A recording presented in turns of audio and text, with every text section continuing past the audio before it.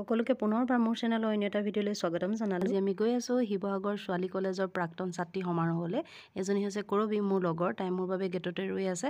আজি 9 ফেব্ৰুৱাৰী তাৰিখে শিৱসাগৰ ছোৱালী কলেজৰ প্ৰাক্তন ছাত্ৰী সমাৰোহ পাতিছে আৰু তাৰ বাবে ভাবিলোঁ যাওঁ। আৰু ভিতৰত এয়া দেখিছেনে, সকলো বিজি ফটো তোলাত, যিহেতু বহুত দিনৰ পিছত এওঁলোক এনেধৰণে লগ হৈছে আৰু ভিতৰৰ পৰিৱেশটো খুব বেছি ধুনীয়া। আৰু ভিতৰত কেনেকুৱা ধৰণে আয়োজন কৰিছে সকলো দেখাম। আৰু ইয়াৰ লগতে আৰু এটা কথা জনাওঁ, যিসকল শিৱসাগৰ ছোৱালী কলেজৰ ছাত্ৰীয়ে মোৰ এই ভিডিঅ'টো চাই আছে, সকলোৱে কিন্তু প্লিজ লাইক এটা আৰু শ্বেয়াৰ এটা কৰিবলৈ নাপাহৰিব।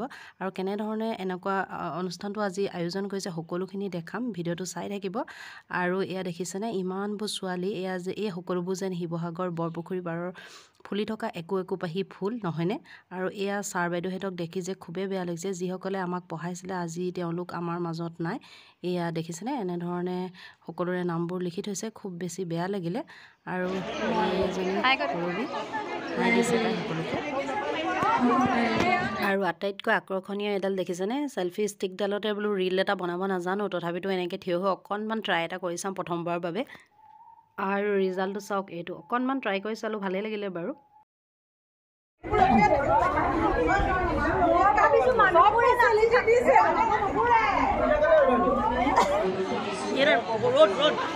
আৰু এতিয়া আমি এয়া মঞ্চ ফাললৈ আহিলোঁ। আন এখন গেটৰ ফ্ৰণ্টতে আছে শিৱসাগৰ ছোৱালী কলেজৰ যিসকল চিনাকি তেওঁলোকে জানে। আৰু ইয়াতে আমি কৰবীয়ে মই ইয়াতে অলপ সময় বহিলোঁ।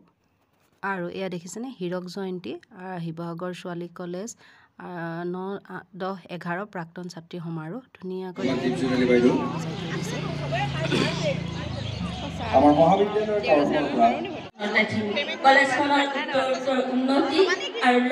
অলপ সময় বহাৰ পিছত ইয়াতে ভাবিলোঁ ফটো কেইকপিমান তুলি যাওঁ, ৰ'দটো থাকোঁতে, নহ'লে আকৌ ফটো বেয়া আহিব নহয় জানো।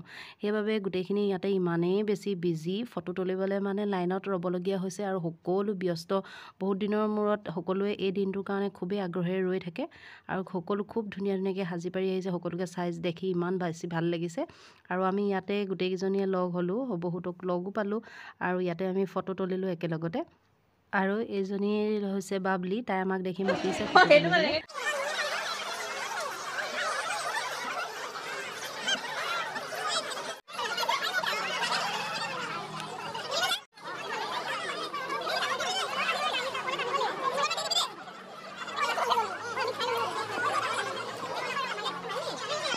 অসমৰ অগ্ৰণী উচ্চ শিক্ষাৰ প্ৰতিষ্ঠান ডিব্ৰুগড় বিশ্ববিদ্যালয়ৰ অসমীয়া বিভাগৰ প্ৰাধ্যাপক সন্মানীয় লক্ষ্মীনাথ বেজবৰুৱা আসন কি লাগে, ইয়াৰ পিছৰ ছাত্ৰীক বাদ দেখুৱাবলৈ তোমালোকে কি কৰিব পাৰা, কিবা কোচিং ক্লাছৰ ব্যৱস্থা কৰিব পাৰা, মাজে মাজে ৱৰ্কশ্বপৰ ব্যৱস্থা। আৰু কৰবী ডেকা হাজৰিকা বাইদেৱে খুব ধুনীয়া কথা কেইটামান ক'লে আৰু তেওঁ তাৰপিছত ইয়াৰ পৰা বিদায় ল'লে। আৰু এইফালে আমি আহিলোঁ, ইয়াতে কাষতে লগাইছে ষ্টল, ইমান ধুনীয়াকৈ ৰাখিছে। আৰু এয়া দেখিছেনে, প্ৰাক্তন ছাত্ৰীয়ে 3 ছিষ্টাৰ বুলি এখনি চাহৰ বিপণী খুলিছে, খুব ধুনীয়াকৈ তেওঁলোকে ইয়াতে দেখিছেনে দিছে, ইয়াতে চাহৰ ব্যৱস্থা কৰিছে। আৰু এইফালে এখন ভণ্টি কেইজনী মানে এনেধৰণে ধুনীয়াকৈ কাপোৰৰ ষ্টল দিছে, ভাল লাগিলে। আৰু এইফালে আছে কিতাপৰ ষ্টল এখন, কিতাপো আপোনালোকে অকণমান ডিছকাউণ্ট ৰেহাই মূল্যতে ক্ৰয় কৰিব পাৰে। বহুতখিনি কালেকশ্যন ৰাখিছে দাদাজনে।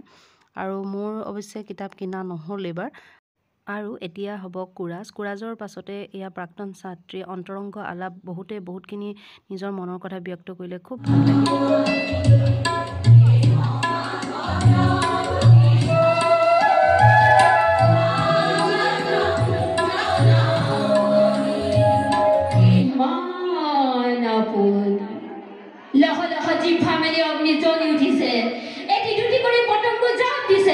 কাৰো সাধ্য নাই তাক নিবাৰণ কৰে, কাৰো সাধ্য নাই তাক নিৰ্বাপিত কৰা।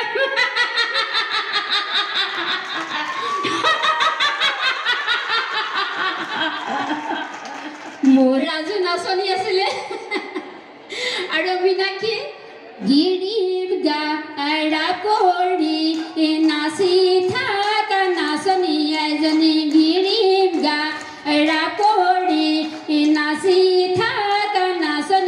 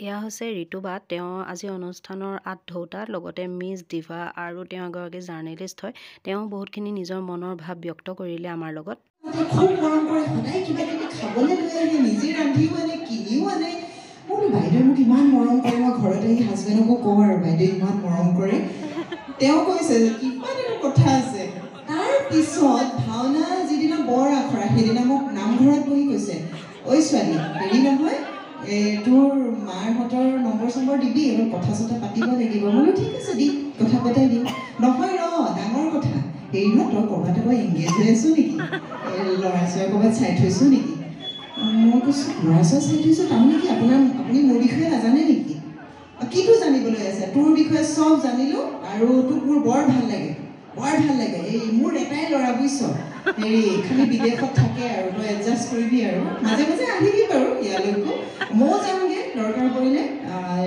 ফ্ৰান্সত থাকে কিবা কৰে আৰু মোৰ মনত নাই মানে ইণ্টাৰেষ্টেড নহয় আৰু তাৰপিছতে ৰহৰ গুটিৰ কি কৰে উৰ ওলাল নহয়নে উৰহী গছৰ উৰ পৰে তাৰপিছত সেই দিনৰ পৰাই মই নিজকে মহিলা সবলীকৰণৰ যিবোৰ গভৰ্ণমেণ্ট আঁচনি তেওঁলোকক মানে বাহিৰে ভিতৰে সোমাই থকা শিপিনীয়ে হওক যে মনত কৰিছে তাই খুব কথা পাতি বেয়া মান মাতে তাই মানে বেয়া মাতটো মাতি পেলাই কয় অকল লিংগকে চাই থাকিবি নেকি মই বাহিৰলৈ নাযাওঁ মোৰ আজি তাইলৈ খুব মনত পৰিছে আৰু এতিয়া এয়া চাহ আনিছে ভণ্টিকেইজনী মানে পিঠাৰ লগত লাল চাহ ইমানেই প্ৰয়োজন হৈ আছিলে চাহকাপৰ আৰু সেইটো টাইমতে ভণ্টিকেইজনীয়ে দিবলৈ লৈছে আৰু এয়া কৰবে মই বোলো চাহ একাপ খাই লওঁ দুইজনী ধুনীয়াকৈ জগতক পৰম গুৰু শ্ৰীমন্ত শংকৰদেৱক লাগি তাহাৰ পৰম শিষ্য মাধৱ পুৰুষে গুৰুৰ